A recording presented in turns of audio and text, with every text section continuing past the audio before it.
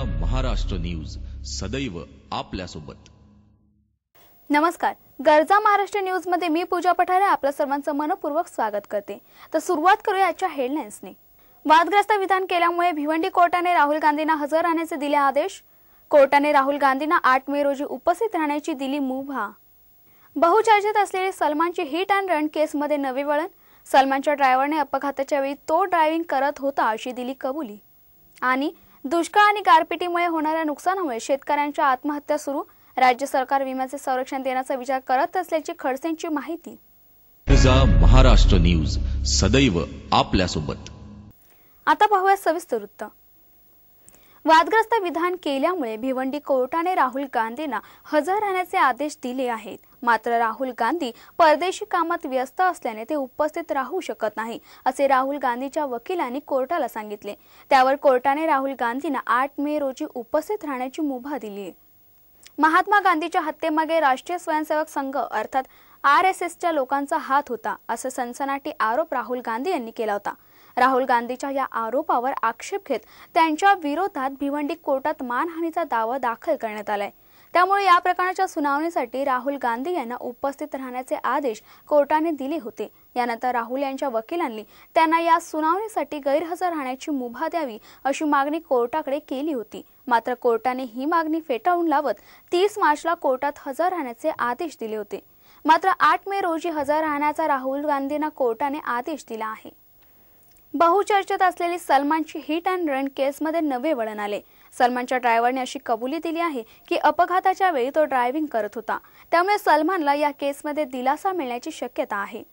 वांद्रे येथे 2002 साली घडलेल्या हिट अँड रन प्रकरणाची सुनावणी पुन्हा सुरू झाली असून आज सलमानचा ड्रायव्हर अशोक सिंग याची साक्ष घेण्यात आली। तेव्हा त्याने आपणच गाडी चालवत असल्याचं कबूल केले। मी पोलिसांना तोच जबाब दिला होता, मात्र ते आपलं काही ऐकण्यास तयार नव्हते असंही सिंग यांनी म्हटले। दरम्यान सिंग यांच्या या कबुलीमुळे या प्रकरणाला नवीन वळण मिळण्याची चिन्ह आहेत। 2002 साली घडलेल्या या अपघातात 1 जण ठार तर 4 जण जखमी झाले होते। दुष्काळ आणि गारपिटीमुळे होणाऱ्या नुकसानामुळे शेतकरी आत्महत्या करत असून केंद्र आणि राज्य सरकारने मोठमोठी पॅकेजेसही देऊ नये। राज्यातील शेतकरी आत्महत्या करणाऱ्यांना शेतकऱ्यांच्या कुटुंबियांना जास्तीत जास्त आर्थिक मदत मिळवून देण्याच्या उद्देशाने राज्य सरकार विम्याचे संरक्षण देण्याचा विचार करत असल्याची माहिती एकनाथ खडसे यांनी दिली। शेतकऱ्यांच्या कुटुंबियांना 5 लाख रुपयापर्यंत विम्याचे कवच उपलब्ध करून देण्यात येणार आहे। त्याचबरोबर या सुविधेचा कोणताही शेतकऱ्याने गैरफायदा घेऊ नये यासाठी आवश्यक तरतुदी करण्यात येणार असल्याचं खडसे यांनी सांगितले। यासाठी खासगी विमा कंपन्यांशी राज्य सरकार करार करणार आहे। राज्यातील दुष्काळी स्थितीवर तोडगा काढणे हा सरकारचा प्राधान्यक्रम असल्याचं सांगून खडसे म्हणाले, आत्महत्या करणाऱ्या शेतकऱ्यांच्या कुटुंबियांना आर्थिक मदत मिळवून देणे हा काही आत्महत्या थांबवण्यावरही उपाय नसल्याचं आम्हाला माहिती आहे। मात्र माणुसकीच्या भावनेने राज्य सरकार हे पाऊल उचलण्याचा विचार करत आहे असे ते म्हणाले। महाराष्ट्रात MIMचे 10 ते 15 आमदार निवडून येत नाही आणि मुंबई दंगलीतील श्रीकृष्ण अहवालातील आरोपींना शिक्षा होत नाही तोपर्यंत MIM लढणार असा इशारा अकबरुद्दीन ओवैसी यांनी दिलाय। पूर्व मतदारसंघात MIMचे उमेदवार राहबर खान यांच्या प्रचार सभेत दिलाय।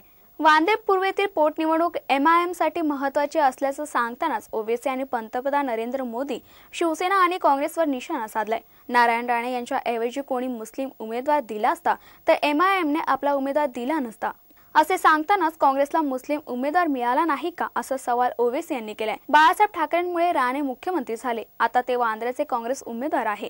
या पोटनिवडणुकीत राणे पडतील आणि त्यांचे खापर काँग्रेसवाल्यांवर फोडतील असा आरोप ओवैसी यांनी केलाय।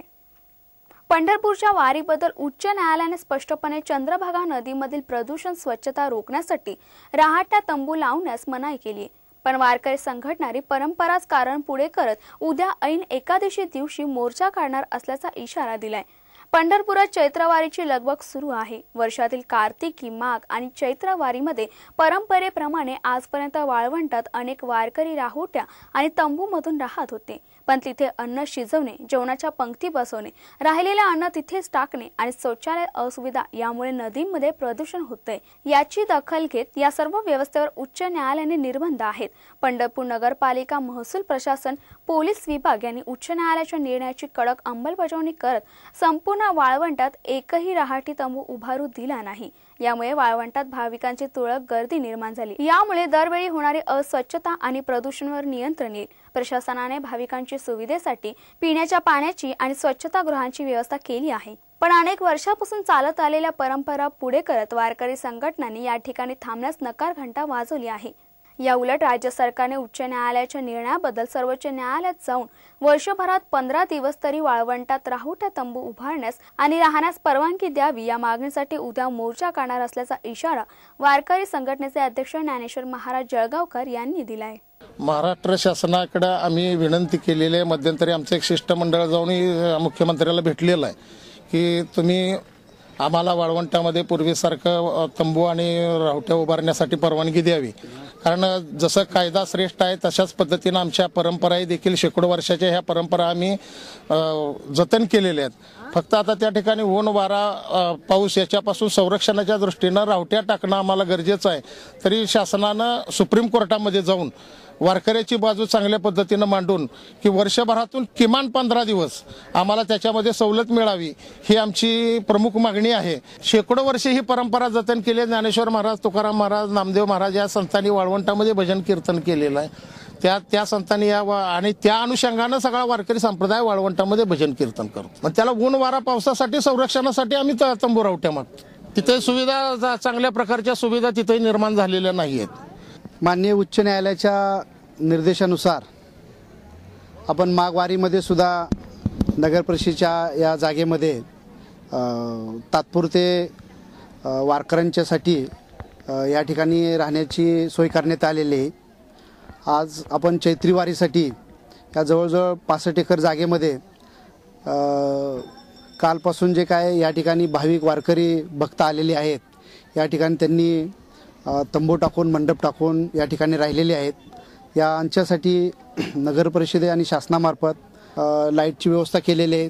त्याचबरोबर नगर परिषदेनं या ठिकाणची स्वच्छता राखण्यासाठी एक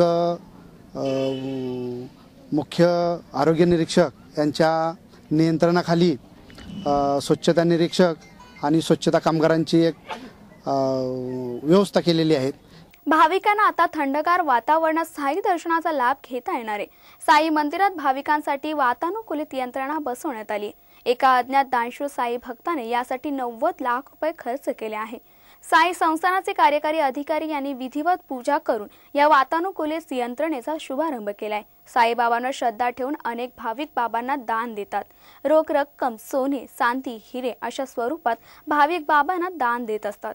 काही भक्त साई संस्थानाला उपयुक्त अशा वस्तूही दान म्हणून देत असतात। आता हेच बघा, या रामनवमीच्या उत्सवादरम्यान बँगलोर येथील शैलेश पटेल या भाविकाने साई प्रसादालयाला असं स्वयंचलित चपाती बनवण्याचं यंत्र भेट दिले। या मशीनचं बाजार मूल्य 18 लाख रुपये इतकं आहे। गर्दीच्या काळात भाविकांना वेळेअभावी प्रसाद भोजनात चपाती ऐवजी पुरी द्यावी लागते। मात्र या मशीनने जास्तीत जास्त भाविकांना चपाती देणं शक्य होणार आहे। तर दुसरीकडे भाविकांना उष्म्याचा त्रास होऊ नये, थंड वातावरणात सुलभ दर्शन व्हावं या उद्देशाने 90 लाख रुपये खर्चाची वातानुकूलित यंत्रणा भेट स्वरूप संस्थानाला दिली। या भाविकाने आपलं नाव गुपित ठेवण्याची विनंती करत आणि प्रसिद्धी मागे न लागता भाविकाने तमाम साई भक्तांना उपयोगी पडेल अशी भेट देऊ केली आहे। या अगोदर गर्दीच्या काळात साई समाधी मंदिरात उद्भवणाऱ्या उष्णतेने बचाव करण्यासाठी मोठे कूलर आणि पंख्याची गरज भासत होती। उन्हाळ्यात कृत्रिम फॉग कूलिंग सिस्टीमही सुरू असते, परंतु ही यंत्रणा कमी पडत होती। वातानुकूलित यंत्रणेमुळे भाविकांना सुखद गारवा अनुभवता येणार आहे। दुसऱ्या टप्प्यात ही वातानुकूलित यंत्रणा दर्शन बारीतही कार्यान्वित करण्यात येणार आहे। साईबाबांच्या समाधी मंदिरामध्ये एका गुमनाह अज्ञात साई भक्ताच्या देणगीतून साईबाबांचं समाधी मंदिर वातानुकूलित करण्यात आलेलं आहे आणि काल या सुविधेचा हजारो साई भक्तांनी लाभ घेतला। तुर्तास वेळ झाली आहे इथेच थांबण्याची। तुम्ही कुठेही जाऊ नका, पाहत राहा गरजा महाराष्ट्र न्यूज, सदैव आपल्या सोबत।